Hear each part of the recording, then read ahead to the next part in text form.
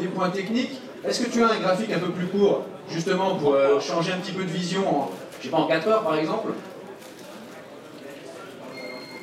Alors, je sais pas si vous voyez bien, voilà, 4 heures. La petite surprise quand même, à très court terme, c'est cette correction là qu'on a eue depuis 3 jours et qui montre la nervosité sur l'euro-dollar. Vendredi dernier, Trump échoue à faire passer sa réforme. On sent un petit peu de tension sur les marchés, on voit que l'euro rebondit. Et puis, patatras, cette semaine, il a suffi que la Maison-Blanche dise « vous inquiétez pas, on va faire quand même ce qu'on a dit ». Et puis le dollar reprend de la force. On a toujours des fortes anticipations de remontée de taux, parce que c'est là le cœur du sujet sur l'euro-dollar. Malgré tout, si on devait aller à la parité, on y serait déjà. D'accord? Donc je vais un peu m'engager un peu plus peut-être que mes autres collègues, mais clairement aujourd'hui ce sont des zones moi, où je passe acheteur sur l'euro-dollar. On ne va pas retourner à 1,20, on ne va pas retourner à 1,25, mais travailler les zones basses là, vers 1,05, 1,0450 pour retravailler des rebonds vers 1,10, 1,1050, où je pense on devrait retourner trouver un équilibre, voilà, ça me semble les meilleures configurations pour le court terme, sachant que et là je suis d'accord avec Nicolas, je pense qu'il y a d'autres devises à aller voir, donc c'est pour ça que je ne vais pas être plus long sur l'euro-dollar, parce que je pense que l'euro et le dollar sont dans des situations très complexes, ces deux devises sont dans des situations très complexes, et je pense qu'ils vont plutôt aller vers des devises liées aux commodities ou vers le yen, où je pense que les opportunités et la volatilité sera plus présentes. Vincent, sur l'eurodoll? Je vais rester assis. Hein. Bien sûr, tu as le droit. Sur les fondamentaux, juste, moi, ce qui m'a juste marqué sur la dernière semaine pour l'aspect purement technique de l'euro-dollar, il y a un niveau, en effet, vous en avez parlé, il y a un 1,05 qui n'ont jamais cédé, même dans la phase de force du dollar. Je parlais tout à l'heure, Alexandre, de l'indice dollar US. L'euro-dollar a toujours tenu ce 1,05. À chaque fois qu'on pensait que ça allait passer en dessous et décrocher à la parité, ça a toujours tenu. Maintenant, on peut aussi raisonner vis-à-vis de l'euro de manière générale. On parlait de l'indice dollar US. Moi, je regarde aussi l'euro-index. On construit un indice, on a une moyenne arithmétique de tout est fait en euros. Et l'euro est fort depuis quelques semaines. L'euro-index, il est même haussier. Donc moi, j'ai plutôt un scénario d'un point bas de l'euro. C'est pas évident aussi de défendre ça à quelques semaines des élections présidentielles, mais purement techniquement, regardez toutes les autres paires en euros, il y a des choses qui commencent, qui se forment. Le scénario de la parité, il est encore possible, mais ce serait pour moi un choc exogène, quelque chose de politique qui viendrait créer l'excès de volatilité. Et sur purement technique, pour moi 0,5 c'est un bon niveau d'achat. Cette semaine c'était compliqué, il y a eu de la volatilité, on pensait que ça accélérait un indice, c'est retombé. Pour moi ce qu'il faut retenir c'est ça, 1,05 $, c'est bien. Même si le dollar reste fort, l'euro-dollar peut malgré tout tenir 1,05, c'est ce qu'il a toujours réussi à faire. Et après si on croit dans la force de l'euro et qu'on va effectivement chercher une paire de devises pour acheter l'euro, il y a peut-être en effet mieux que l'euro-dollar.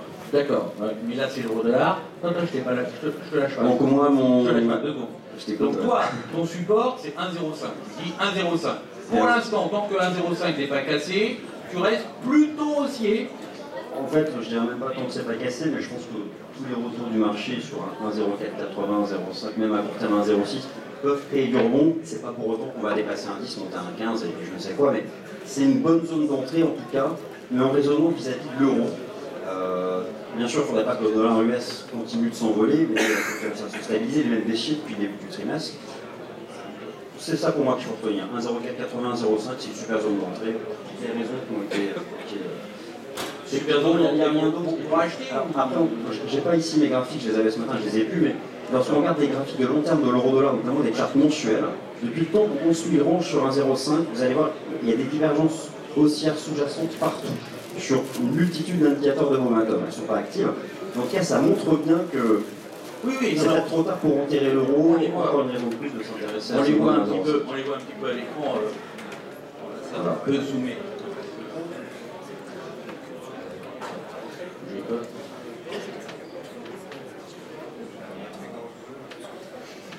On les voit un petit peu là, on voit des divergences. On voit ça ou pas? L'impression. Alors, on va mettre mieux. Voilà, tu as raison, dès qu'on est venu sur 1,04, 1,05, sur la baisse intermédiaire. Alors, est-ce que j'ai raison de résumer que des 3 là, des 4, pardon, moi je serais plutôt d'accord avec Jérôme, d'ailleurs, mais ça ne veut pas dire que j'ai raison, ça ne veut pas dire qu'on a raison. alors que vous trois, vous êtes plus sur 1,04, 1,05 comme un point très important à surveiller, à acheter. C'est vrai que c'est un peu différent, Vincent. Et vous attendez que ça casse soit à la baisse, soit à la hausse. Si ça casse à la hausse, ça peut encore un peu payer.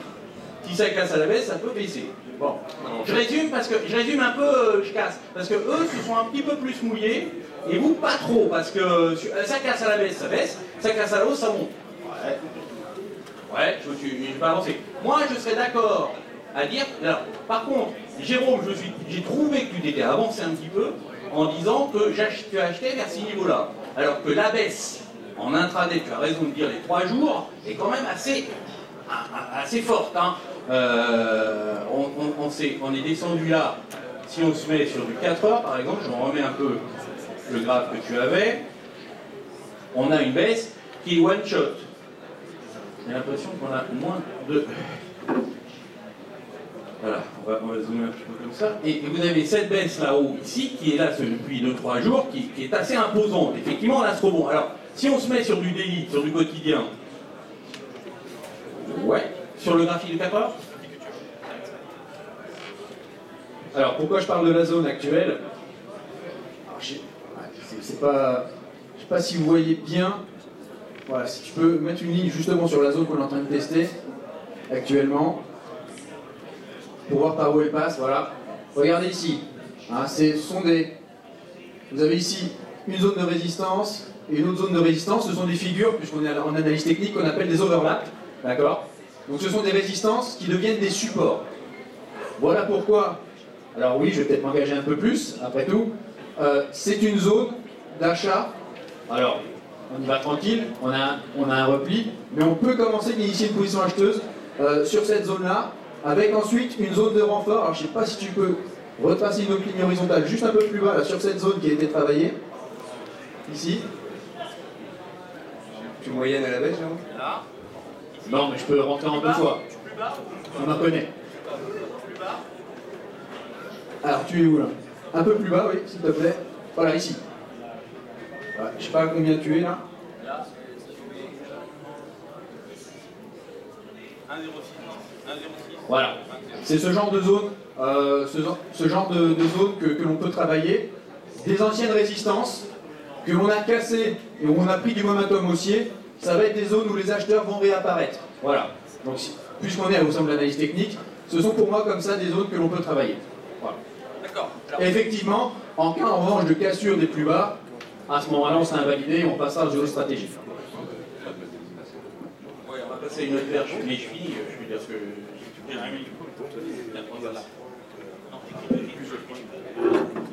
Personnellement, bon, moi je suis assez idiotiste, vous savez un petit peu. Si on prend des mouvements un petit peu plus baissiers, ici on a une sorte de vague de correction, un mouvement de la correction en ABC.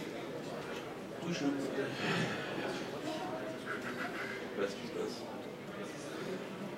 Alors, on est passé en violet. Si j'ai ma vidéo à quelque part, là, ça a changé de couleur. Ok, alors ici, on a ce mouvement-là qui descendait vers ces niveaux-là et qui fait une ABC. Et a priori, ici, la première A, on a une sous-vague 1, une sous-vague 2, une sous-vague 3, une sous-vague 4 et une sous-vague 5. Et normalement, en Elliott, vous avez la même chose durant le deuxième mouvement. Donc le deuxième mouvement, normalement, mais il n'est pas simple d'abord à se voir. On peut décompter 5 vagues, déjà, mais a priori, ça n'a pas l'air d'être le cas. Donc en réalité, c'est la zone dont parlait Jérôme, pardon, excuse-moi, qui est la zone des 1,0621, qui sera dangereux, parce qu'en réalité, on devrait avoir ici une vague 1, 2, 3, 4 et une 5. C'est-à-dire, pour l'instant, tant que ce mouvement-là n'a pas plus accéléré, j'anticipe effectivement qu'il va rester dans cette zone au-dessus des 1,06, mais s'il venait à casser 1,06 plus sérieusement, à ce moment-là, effectivement, ça pourrait dire qu'on a fini cette correction ABC et qu'on retourne, pas à la parité, mais ce que je disais il y a 6 mois, c'est plutôt vers 1,02, 1,01. Voilà un petit peu quel serait l'objectif. Donc on va attendre un petit peu. Là, une petite indécision, vu la forte mouvement baissier qu'il y a eu. Donc c'est un peu indécis sur ce niveau-là. on va attendre, et derrière, si ça casse pas trop, ça repaye, on pourrait aller chercher, mais pas très cher, pas très haut, on pourrait aller chercher 1,09, un peu plus que le 1,09 qu'on a vu, 1,09,1 je crois qu'on a vu, ou un Shuya, donc on va 1,0950, mais pas beaucoup plus. Pas beaucoup plus, et derrière repartir finalement la correction. Donc ça veut dire sur le long terme, je suis plutôt baissier sur l'euro, donc plutôt aussi sur le dollar. Je ne cherche pas de raison fondamentale, j'attends que le marché me confirme ce que je peux anticiper. Et sur cette phase de correction de rebond sur 1,950, bah, il y a une petite indécision, est-ce qu'on l'a fini déjà et est-ce qu'on repart à la baisse immédiatement? C'est un peu ça. Donc pour l'instant, moi, face à une baisse comme ça, je ne me positionnerai pas, j'attendrai plutôt qu'on touche 1,0950 pour essayer de chercher un point pour vendre et pour profiter de 1,0950 à 1,02, le mouvement baissier. Voilà ce que j'essaierai de jouer, qui me semble a priori le plus probable, le plus favorable, le moins risqué et le plus fructueux. Alors on va passer à une autre paire. Quelle autre paire tu as le cap, oui.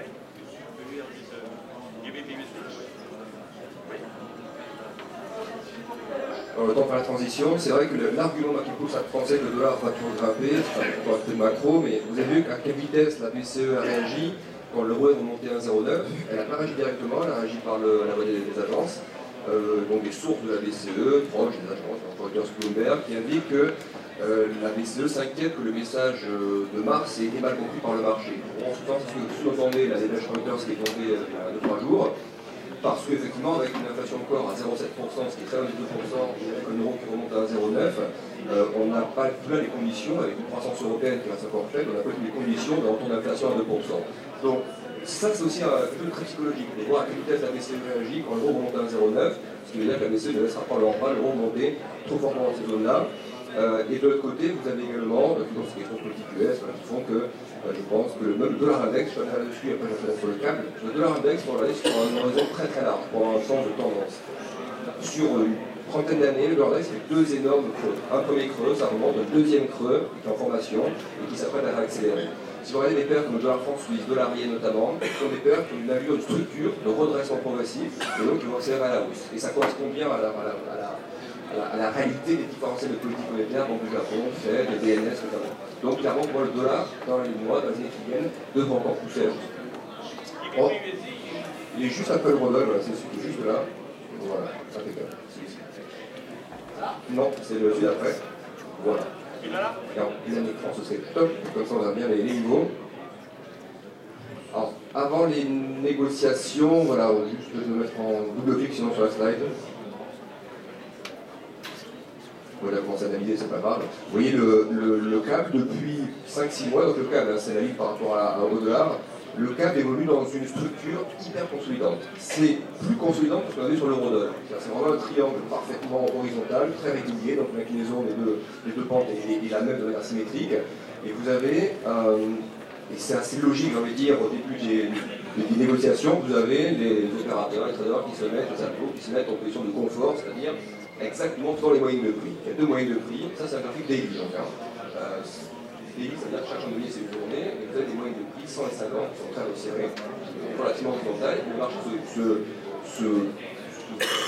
dans les moyennes de prix, il centre même de la figure de consolidation.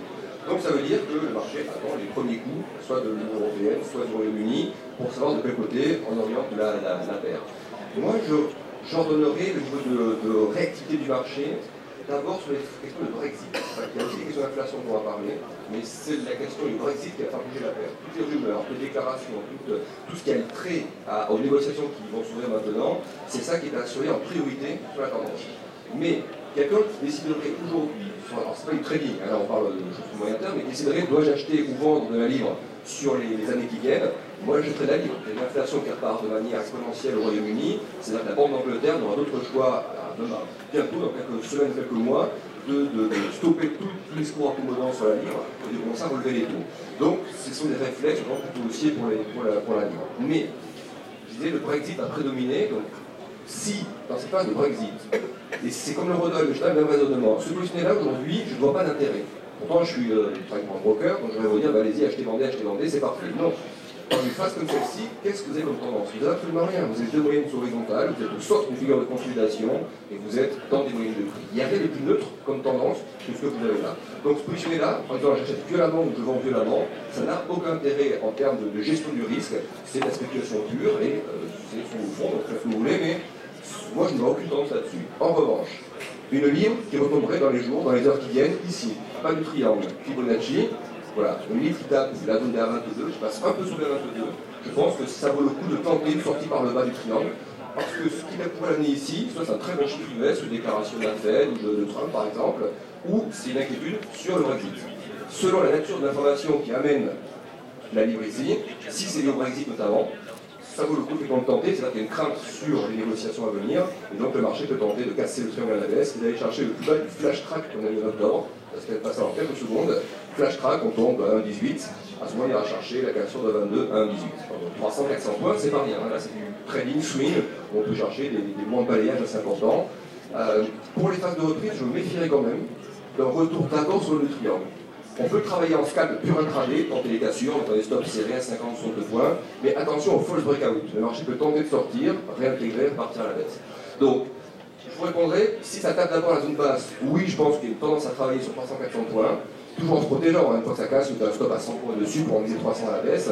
Et si on tape d'abord à la hausse, prudemment, on peut chercher la sortie par le haut. Mais moyen terme, je pense que les va repartir à la hausse. Court terme, le Brexit fait peser le risque d'une sortie par le bas du triangle. Si c'est d'abord ça qui se présente, là je pense qu'il y a un potentiel intéressant à travailler, au moins pour 300 à 400 points jusqu'à un 18 de cassure baissière. Sur le long terme, tu es d'accord quand même, comme ce qu'on disait, c'est une phase de consolidation, donc une figure de continuation, normalement. Donc il n'y a pas grand chose à dire, on joue les bords éventuellement. Il faut quand même vraiment le cadre global. Voilà, c'est pour ça que j'aime pas trop. Est-ce qu'on voit la dépense? Je n'ai pas réussi à enlever ton graphique. Tu m'as dit comment on l'enlève? Escape et.